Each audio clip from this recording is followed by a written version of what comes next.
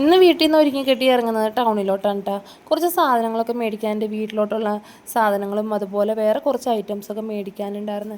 Puppy സ്കൂളിൽ പോയേക്കാട്ടാ. ഇവനാണെങ്കിൽ പതിവ് പിണക്കം തുടങ്ങിയിട്ടാ. എന്തിനാണെന്ന് അറിയാൻ പാടില്ല. എന്താ കാരണം എന്നെ എന്തിനാ പിണങ്ങിയേക്കുന്നേ?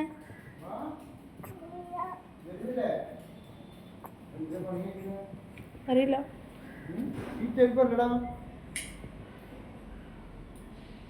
പിന്നെ ഒരുവിധം പറഞ്ഞ് മയപ്പെടുത്തി ആളെ പിടിച്ചുകൊണ്ടുപോയി ചെരുപ്പ് മാറ്റിക്കാൻ വേണ്ടി കൊണ്ടുപോയതാട്ടാ.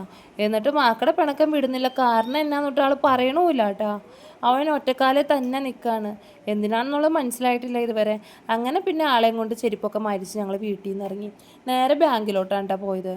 ബാങ്കിലെ ആവശ്യമൊക്കെ കഴിഞ്ഞിട്ട് ഞങ്ങൾ അവിടെ നിന്ന് ഇറങ്ങിയിട്ട് നേരെ കടയിൽ കയറിയിട്ടാ. എനിക്ക് 2 ക്ലിപ്പ് മേടിക്കണമായിരുന്നു. അങ്ങനെ അവിടെ കുറേയൊക്കെ പരതിയിട്ടാ. സത്യത്തിൽ എനിക്ക് 2 ക്ലിപ്പിൻ്റെ കാര്യം ഉണ്ടായുള്ളൂ. എന്നോട് ചോദിക്കുകയും ചെയ്തു, ഈ 10 രൂപയുടെ 2 ക്ലിപ്പ് മേടിക്കാനാണ് നീ എന്നെയും കൂട്ടിക്കൊണ്ട് ഇവിടം വരെ വന്നതെന്നുള്ളത്. പിന്നെ ആവശ്യമുണ്ടെങ്കിലും ഇല്ലെങ്കിലും എല്ലാ ഏരിയ കൂടെ ഒന്ന് പരതണമല്ലോ, അത് പണ്ടേ പോലുള്ള ശീല.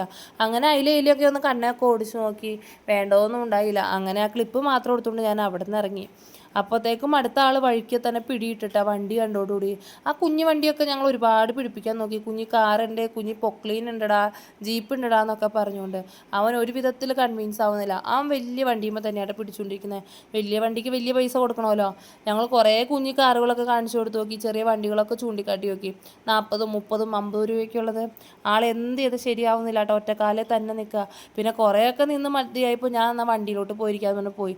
ലാസ്റ്റ് വാപ്പായും മോനും കൂടി ഈ കാറ് മേടിച്ചുകൊണ്ട് വന്നിട്ടാ. അത് കഴിഞ്ഞിട്ട് ഞങ്ങൾ നേരെ അടുത്ത കടയിലോട്ട് പോയിട്ടാ. അവിടെ ചെന്ന് കഴിഞ്ഞപ്പോൾ ആൾ മേപ്പോട്ട് നോക്കിയപ്പോൾ അവിടെ കുറേ സാധനങ്ങളൊക്കെ തൂക്കിയിട്ടേക്കണ കണ്ട്. അങ്ങനെ അവൻ്റെ കയ്യിലിരുന്ന കാർ അവൻ നേരെ നിലത്ത് വെച്ച്, ഇത് വേണ്ട അടുത്തത് മതി എന്നൊക്കെ പറഞ്ഞുകൊണ്ട്. പഠിക്കുന്ന സമയത്ത് ഈ സ്റ്റാൻഡിലൊക്കെ വന്നിരുന്ന് കുറേയൊക്കെ വായി നോക്കിയുണ്ട് കേട്ടോ. അപ്പോൾ കുറേ കാലത്തിന് ശേഷം ഇപ്പോൾ സ്റ്റാൻഡിലോട്ട് വരുന്നത്. നല്ല വെയിലായിരുന്നു. അങ്ങനെ വീണ്ടും വണ്ടിയിൽ വന്ന് കയറി. അവൻ പിന്നെ വണ്ടിയിൽ കയറിയതും അവൻ്റെ മെയിൻ കലാപരിപാടി തുടങ്ങിയിട്ടാ. വണ്ടി ഉരുട്ടി കളിച്ചുകൊണ്ടിരിക്കുക. ലക്ഷണം എല്ലാം കണ്ടിട്ട് ഇവനൊരു ഡ്രൈവർ ആവാനുള്ള എല്ലാ സാധ്യതയുണ്ട് കേട്ടോ. അങ്ങനെ അവിടെ ഞങ്ങൾ നേരെ സൂപ്പർ മാർക്കറ്റിൽ കയറി. വീട്ടിലോട്ടുള്ള കുറച്ച് സാധനങ്ങളൊക്കെ മേടിക്കാനുണ്ടായിരുന്നു. പിന്നെ അവിടുത്തെ ബില്ല് അടിച്ചുകൊണ്ട് ഞങ്ങൾ നേരെ അവിടെ നിന്ന് ഇറങ്ങിയിട്ട് ബേക്കറിയിൽ വന്ന് ഒരു വെള്ളവും കുടിച്ചിട്ട് വീട്ടിലോട്ട് പോയി. അപ്പോൾ അത്രയേ